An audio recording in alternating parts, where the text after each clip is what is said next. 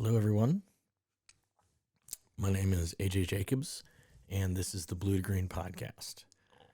For those of you who don't know what the Blue to Green Podcast is, welcome to the club. I am making this up as I go along, pretty much. Let me give you a little introduction about myself and what it is I'm doing and why I'm doing this. The Blue to Green Podcast, the name itself, represents my previous life and the life that I'm living now and what I'm doing in my life. I'm an Arizona native. I went to school here, graduated in East Mesa, spent a few years in tech in the late 90s, early 2000s, and then joined the United States Air Force. Served in the Air Force for 4 years, got out in 2006. And my time in the Air Force is not relevant so much nowadays. I mean, don't get me wrong. I loved it. I had a great time, but the technology and everything that I did has changed so much. It's really the experiences that I take with me today. And some of the most outstanding people I've ever met in my life, I'm still friends with that I met in the Air Force. And after the Air Force, I joined the police force here in the state of Arizona. And I was in that position as a police officer until 2017, when a series of unfortunate events of my own doing caused my own demise in my own personal life, which led to my separation from law enforcement, as well as a pretty significant back injury that has bothered me for several years, and which I'm also had surgery and physical therapy and all that, but I digress. The point of this podcast is the fact that I have lived a life. Oh yeah, and during that time period of being a police officer, I became an EMT as well. I've lived a life of civil service, and I have been on what could be traditionally considered the right side. And after my back injury and I was out of law enforcement, I was in such severe pain, just mind-numbing pain, that I needed to find some remedy. And I found medical marijuana, and that completely changed my life. I had surgery. Surgery did not take. My back injury re-injured itself a couple months later, and here I am back in pain and have been dealing with it and all that. So, and I'm going through physical therapy and all that. But the reason I started this podcast is because, having lived a life of civil service and what could be considered, working for the man, and I've worked for the government for, 15 years of my adult life. When I came into medicinal cannabis, they're two very polar opposite worlds of that of having been a police officer and now being a medical marijuana patient. And as I dove into the cannabis community and started getting involved in some events and helped out with Women Grow, and got involved in some things, I just realized that cannabis community is no different than the law enforcement community, and it's all people who, at the end of the day, are a community.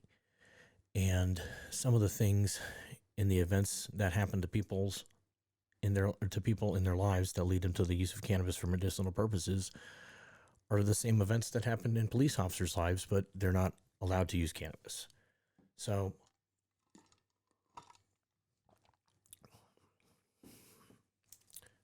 the blue to green represents my former career as a law enforcement officer, and green moving into the cannabis community.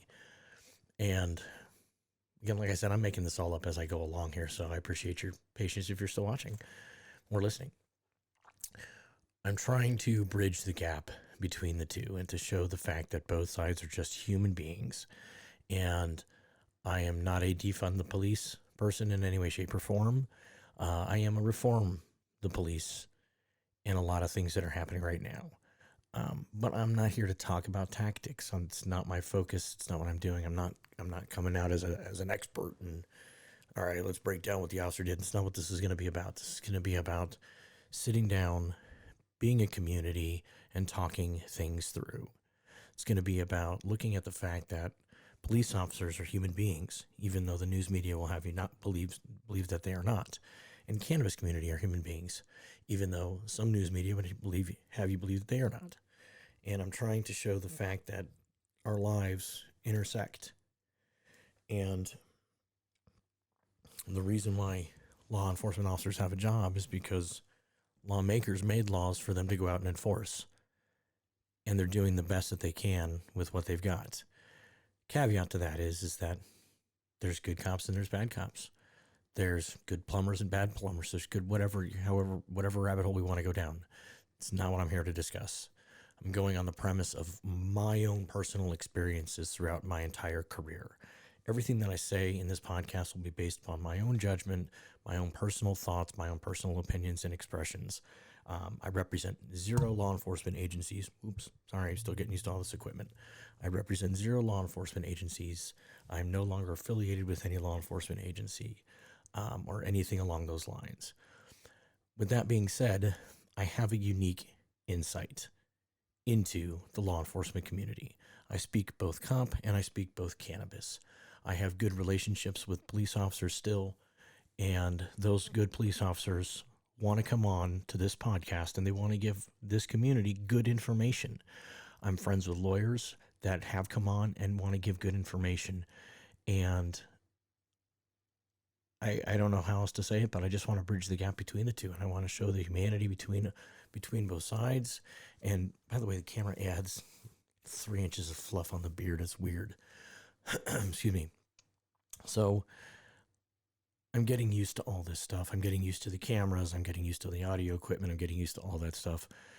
But at the end of the day, I really feel as though I have some good educational information to give to the community and to bring out the humanity on both sides and to show the juxtaposition between both sides. But again, at the end of the day, we're all just humans and we're all just trying to survive. I know there's going to be a ton of questions out there. And I do want to hear from the community. I want to hear questions that you have. There's some things I will talk about. There's some things I will not talk about. I'm not here to, as I stated before, discuss tactics, break anything down like that. I'm not reviewing shootings or anything like that. That's not what I'm doing. I want to bring both sides to the table to sit down and have a conversation. I want to educate the cannabis community how to be a good patient, how to be a good recreational user. Just like alcohol, you can't just start, drinking, popping open a six pack and slamming it down your throat while you're driving down the road. Same rules apply. And I want to educate the community, and I want to do it in a way that's not threatening to them. And I want to do it in a way that makes sense and conveys the message. So, and I want there to be open discussion, and I want there to be open dialogue, and I want there to be conversation, and I want there to be questions asked, and I want there to be, answers given. And if I don't know something, I will research it the best I can. I want to hear from the community. I want to hear from the law enforcement community as well. We're going to talk about mental health. We're going to talk about post-traumatic stress. We're going to talk about my navigating through the post-traumatic stress world and certain events that happened in my life, in my law enforcement career. Never had to fire my weapon in a line of duty or anything like that, and I never went to combat. I do not have those experiences. However, law enforcement has, I think any cop here that listens will agree with the fact that I do believe I could go on record and say that nearly every police officer has a touch of post-traumatic stress, because every single day, and it's not post-traumatic stress, it's police officers go every single day, 40 hours a week, and dealing with trauma, and it adds up. Cannabis patients deal with trauma in their lives as well, addiction, whatever horrible things that happen in childhood as well, and often find themselves trying to figure out how to medicate themselves and lead to cannabis. And again, I don't want this to be seen as it's 100% pro cop and all that good stuff or anything like that. No, that's not what this is about. It's about both sides, and I want to show the humanity to both sides. That the person, that law enforcement officer comes to contact, he's smoking weed. Well, yeah, he might be smoking weed because he has PTSD because of an attack or a rape or something like that happened in somebody's past. And, the cop may go home and drink themselves, under the table because they're dealing with post-traumatic stress, but medicating in their way that they know how.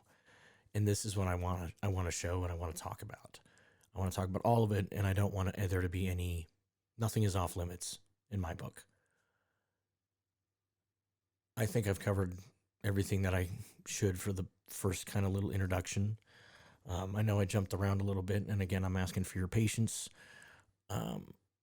As I come up with things, I do have several episodes that I've already done, recorded with a current police officer, and that's going to be my first episode. I'm going to release within the next 72 hours, hopefully, if I can get the editing done. So again, I appreciate the patience. I'm learning. This is a learning process. Being in front of the camera and talking to everybody is actually way more intimidating than you would think it is, but it's also kind of fun to do this. So this is my adventure through podcasting and doing this, but my end goal is to bring the community together. So thank you very much, everyone. I hope you tune in. You can reach me at Instagram is bluetogreen.officialpodcast. Gmail, bluetogreenpodcast@gmail.com. And then my Facebook page, Blue to Green Podcast. So I tried to keep it as consistent as possible because I'm a Neanderthal and I could forget. So again, thank you very much, everyone. Take care and hope to hear from you soon.